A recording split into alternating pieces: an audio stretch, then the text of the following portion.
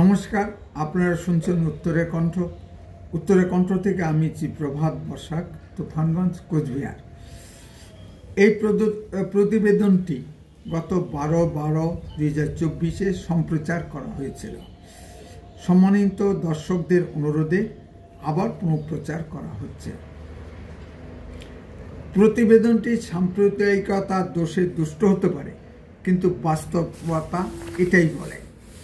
সারা পৃথিবী জুড়ে যে ঘটনাগুলো দৃশ্যমান হচ্ছে তা এক কথায় বলা যায়, মুসলিম যেখানে উগ্রতা সেখানে। পৃথিবীতে যত উগ্রপন্থী মৌলবাদীদের দেখা মেলে তার 99% কেন ইসলাম ধর্মাবলম্বী। সমাজবিজ্ঞানীদের এ নিয়ে গবেষণা করা উচিত। পৃথিবীতে 56টি মুসলিম দেশ, কিন্তু দেখুন কোথাও কি শান্তি বিরাজ আছে? বেশিরভাগ মুসলিম দেশ শাসিত হচ্ছে রাজা, আমির, বাদশাহ দ্বারা। গণতান্ত্রিক ধ্যান ধারণার কোনো বালাই নেই। সেখানে ভোট হয় না, ফলে জনমতের কোনো বালাই নেই। গত কিছুদিন আগে একটি বিশেষ ঘটনা ঘটে গেছে। মধ্যপ্রাচ্যের একটি দেশ সিরিয়ায়। এই দেশের স্বৈরাচারী শাসক বাশার আল আসাদ পালিয়ে রাশিয়ায় আশ্রয় নিয়েছে। সেখানে সশস্ত্র বিদ্রোহী বাহিনী ক্ষমতা দখল করেছে। সিরিয়ার চলমান গৃহযুদ্ধে 5 লক্ষাধিক লোক নিহত ও 50 লক্ষাধিক মানুষ শরণার্থী হিসাবে অন্য দেশে আশ্রয় নিয়েছে। আমাদের পাশের দেশ পাকিস্তানের কথাই চিন্তা করুন না কেন। পাকিস্তানে নির্বাচিত কোনো গণতান্ত্রিক সরকারি 5 বছরের মেয়াদ শেষ করতে পারেনি। পাকিস্তানের সাবেক প্রধানমন্ত্রী ইমরান খান, যিনি পাকিস্তানকে নতুনভাবে গড়ে তোলার চেষ্টা করেছিলেন, তিনি আজ জেলবন্দি। পাকিস্তানের দ্রব্যমূল্য ঊর্ধ্বগতি এবং জনগণের ক্রয় ক্ষমতার বাইরে। মানুষ আঁটার জন্য লাইন দিয়ে ও মারামারি করে মারা যাচ্ছে। এদিকে পাকিস্তানের সঞ্চিত বিদেশি মুদ্রার ভান্ডার শেষের দিকে। পাকিস্তানের বর্তমান সেনা সমর্থিত সরকার ভিক্ষার ঝুলি নিয়ে দূরে দূরে কণা নাড়ছে। মাঝে মধ্যে এই সংবাদ পাওয়া যায়, পাকিস্তানের মসজিদে নামাজরত মুসল্লিদের উপর বোমা, গ্রেনেড হামলা চালিয়ে শত শত মুসল্লিদের খুন করেছে পাকিস্তানি মুসলিমরা। গত বছর কয়েক আগে পাকিস্তানের বেলুচিস্তানের রাজধানী কোয়েটায় একটি শিশুদের বিদ্যালয়ে নির্বিচারে গুলিবর্ষণের ফলে শত শত শিশু নিহত হয়। তাছাড়া নোবেল বিজয়ী সর্বকনিষ্ঠ মালালা ইউসুফজাইয়ের কথা আমরা সবাই জানি। এর প্রতিধ্বনি আমরা বাংলাদেশেও শুনতে পাচ্ছি। এবার আসি বাংলাদেশের ঘটনায়। রাজনৈতিক হানাহানির কথা বলছি না। গত কিছুদিন আগে বাংলাদেশের ব্রাহ্মণবাড়িয়ায় একটি মসজিদে একটি কাঁঠালকে কেন্দ্র করে মারামারির ফলে 40 জন নিহত ও শতাধিক আহত। গতকাল ইউটিউবে দেখলাম, মাত্র 5 টাকার পাওয়াকে কেন্দ্র করে বাংলাদেশের নরসিংদীতে 4 গ্রামের মধ্যে মারামারিতে 2 জন নিহত। সুতরাং টাইটেলে যে কথাটি বলছি, মুসলিম যেখানে উগ্রতা সেখানে কি বেশি বলা হয়ে গেল? সম্মানীয় দর্শক, যদি ভুল হয়ে থাকে নিশ্চয়ই কমেন্ট করে জানাবেন। পাকিস্তান বা বাংলাদেশের সব ঘটনার দায় ভারত ও হিন্দুদের উপর চাপিয়ে পরিত্রাণ পাওয়ার রাস্তা খুঁজে সে দেশের সরকারগুলি। অথচ মজার ব্যাপার হলো, ভারত ও পাকিস্তান একসঙ্গে স্বাধীনতা পেয়েছে।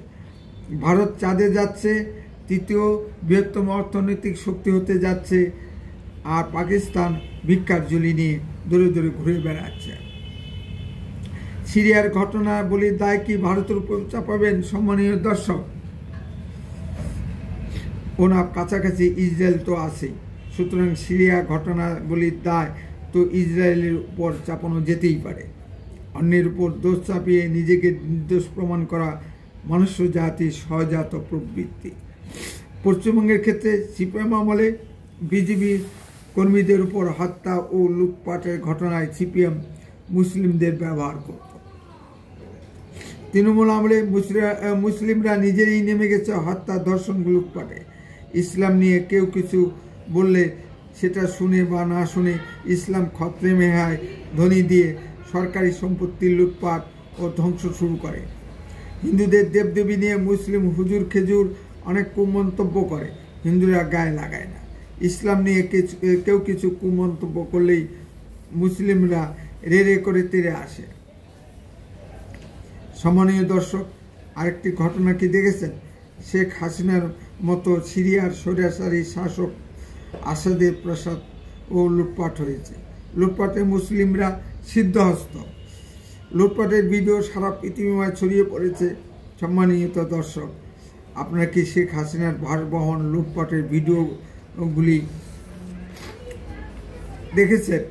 কেউ হাঁস নিয়ে যাচ্ছে, কেউ ফ্রিজ থেকে মাংস বের করে নিয়ে যাচ্ছে, কেউ আবার শেষে হাসিনার অন্তর্বাস চুরি করে নিয়ে যাচ্ছে। এ কাজগুলো কি ভারত বা হিন্দুরা করেছে? সে এক মজার ভিডিও আপনারা না দেখে থাকলে আমার পূর্ববর্তী ভিডিওতে পাবেন। বিপদগ্রস্ত শেখ হাসিনাকে পৃথিবীর 56টি মুসলিম দেশের কেউ আশ্রয় দেয়নি। আশ্রয় দিয়েছে একমাত্র হিন্দু ভারত। ৭৫ সালে জাতির পিতা বঙ্গবন্ধু শেখ মুজিবুর রহমান সপরিবারে নৃশংসভাবে খুন হওয়ার পরও সেদিনও মুজিব কন্যা শেখ হাসিনা ও শেখ রেহানা এই হিন্দু ভারতেই আশ্রয় পেয়েছিল।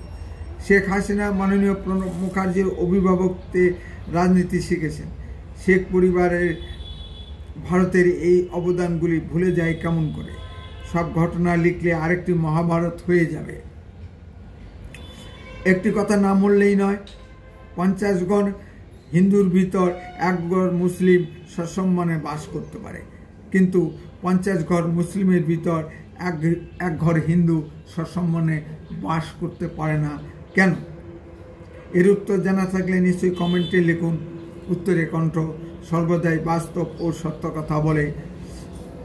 আরও এই ধরনের ভিডিও পেতে দয়া করে এক্ষুনি চ্যানেলটিকে সাবস্ক্রাইব করুন।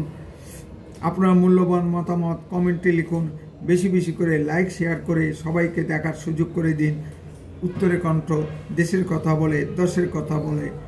আপনার চোখ রাখুন উত্তরে কণ্ঠের পর্দায়। বন্দে মাতরম। ভারত মাতা কি জয়।